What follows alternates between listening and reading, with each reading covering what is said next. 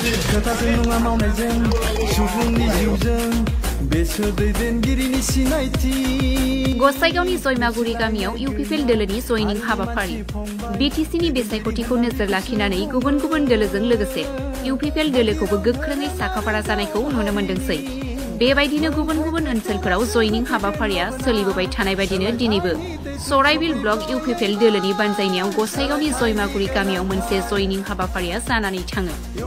बे जयनिं हाबाफारियाव बिपिएफ दोलोनि गासै सा 120निबो गोबांसिन माइनरिटी हारिनि मावथिफोरा दिनै बिपिएफ दोलोखौ नागारनानै प्रमद बर' दैदेननाय इउपिपिएल दोलोआव हाबफैयो।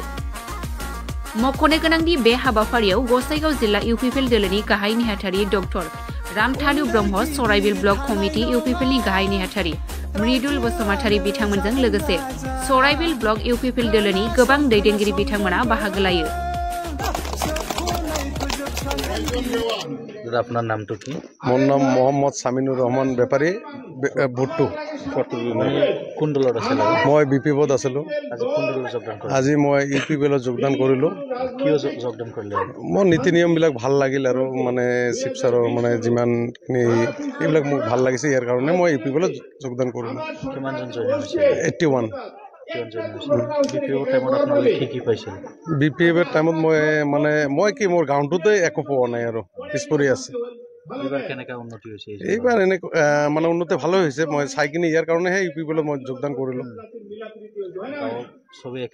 হয়, চবেই একেলগে গোটেইখিনি যিমানখিনি আছে চবখিনি একেলগে যোগদান কৰিব লগা আছে।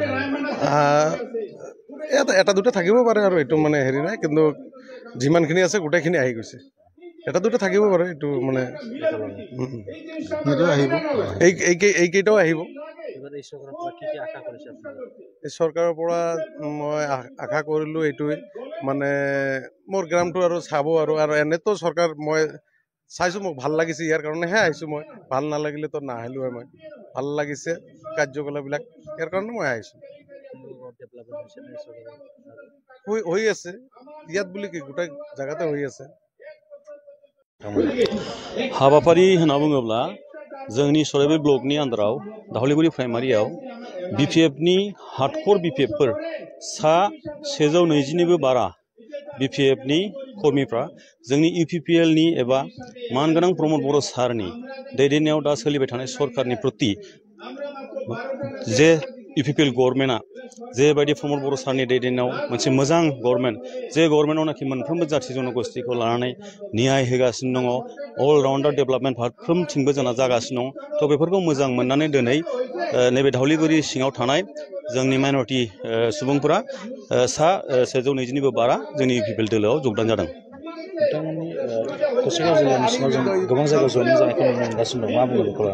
गसाइगाव जिल्लानि सिङावल' नङा, जयनिंआ जोंनि इउपिपिएल दोलोआव सामफ्रोमबो गसाइगावनिफ्राय आरम्भ खालामनानै उदालगुरिसिम जोंना साफ्रोमबो इउपिपिएल दोलोआव एखमबा बिपिएफनिफ्राय, एखमबा कंग्रेसनिफ्राय, एखमबा गुबुन गुबुन पार्टिनिफ्राय, गुबुन गुबुन दोलोनिफ्राय जोंनाव सामफ्रोमबो जोगदान कार्यसुचिया जोंनाव जाबाय थागासिनो दङ।